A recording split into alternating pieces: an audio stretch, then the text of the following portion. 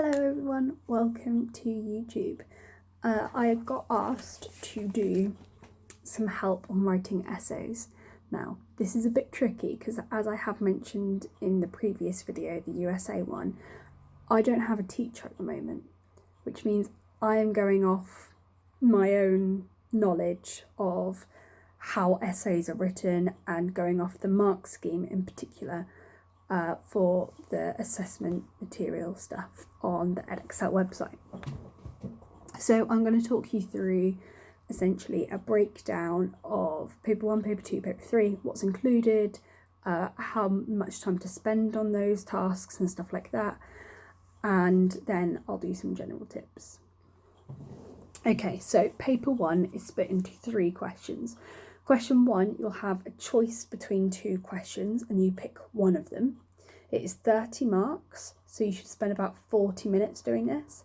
It is a source-based question, so you'll get 2 sources to compare. You need to have a balanced argument and use your own knowledge as well as things from the source and evaluate. So say, this means that, whatever, therefore, or what the effect is. Very important, that bit, to get the top marks. And that is purely on UK stuff. Question 2 is also on UK stuff. It is also a choice between 2 questions where you pick one. Again, it is 30 marks, so spend 40 minutes on it. It will be using the start about evaluate the extent to which. Now they might change that, but that's what's been used in the paper that we have so far. You want a balanced argument and a conclusion. And again, use your own knowledge, stick to the point. Lovely. Question 3 is on your core ideologies. So this will be conservatism, liberalism, or socialism. Now it is possible, because again you have a choice between 2 questions and you pick one, it is possible that they could be the same ideology. It is unlikely, seeing as we are the first year to do it, but it could happen. So this is only 24 marks. So I would spend about 30 minutes doing this.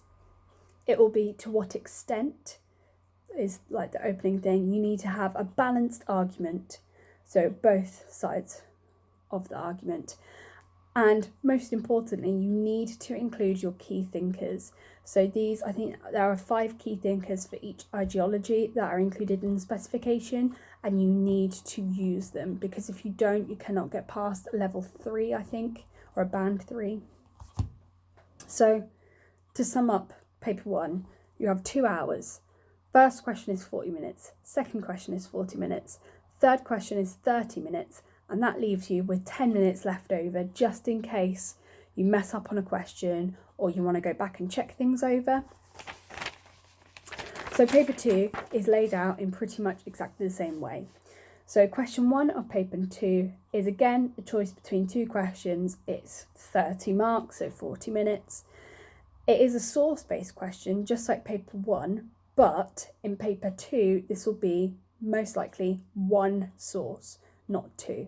But within that 1 source, there will be different viewpoints, and that's what you have to do. You have to pick out the different viewpoints within that 1 source and evaluate those, as well as using your own knowledge and stuff like that. So instead of having 2 sources to compare, you just use the 1 source and pick out how it goes against itself, essentially. And again, that is purely on UK. So question 2 is exactly the same as question 2 on paper 1. It's a choice between 2 questions, 30 marks, 40 minutes. Evaluate the extent to which. Make sure you include a conclusion. Lovely jubbly.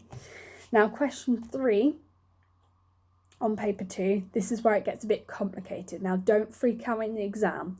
If any of you do English literature, like I do, you'll recognise exactly what the exam booklet is doing, because essentially there are quite a few non-core ideologies that a lot of people do. So they have to have 2 questions for each non-core ideology.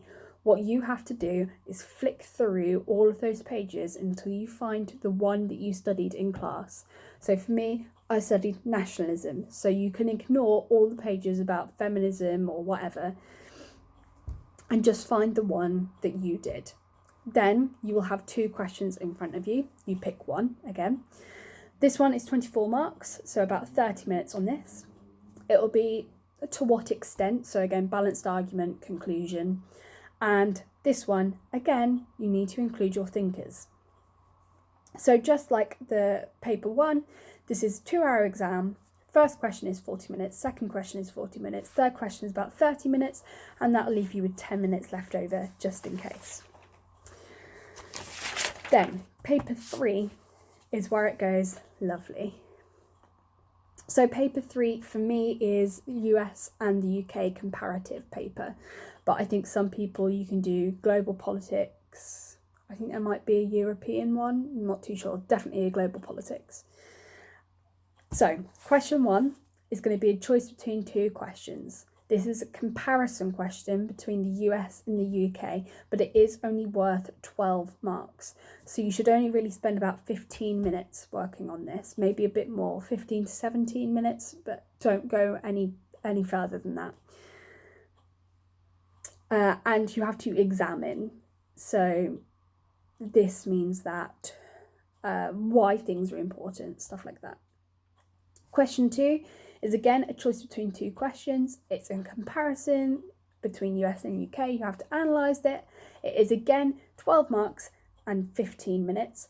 And really, really important for this question because you literally, it should say it at the top of the paper just in case you forget.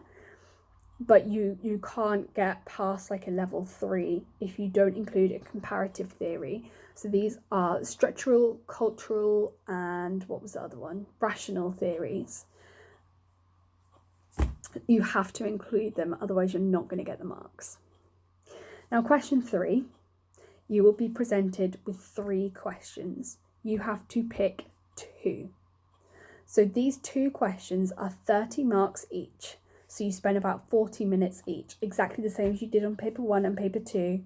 It's just this time they're both included as like question 3, but A, B, and C, if you get what I mean. So again, just to reiterate, you'll see 3 questions, you pick 2. These will be something along the lines of evaluate the extent to which ... This is US only, or should be anyway, theoretically. And again, balanced argument and conclusion. So for paper 3, the timings are slightly different. Your first question will be about 15 minutes. Second question is about 15 minutes.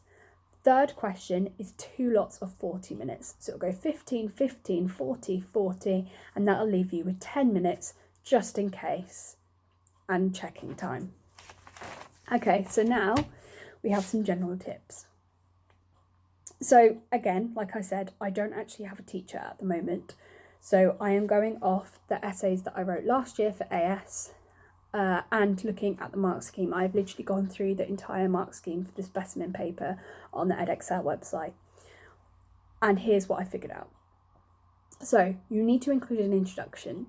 You need to, in that introduction, define the words. So if it's asking you about the Constitution, what is a Constitution? Define it. And you can do those things really, really simply by just going over flashcards of keywords at home, and then you'll have a definition off by heart. Also, a really good thing to do is, why is the question being asked? If you can put some context in here about, if there's been some sort of an issue raised in the news, why is it being asked? This question is here for a reason, and if you can figure out what that reason is, then it's going to make your essay stand out. So you want to use specific examples. I'm not talking like wishy-washy things, I mean like specific statistics and stuff like that, and make them relevant to the question, because if you just bang in a load of like random examples, that won't do you any favours. You also have to say the impact of those examples and relate it back to the question. That is another point.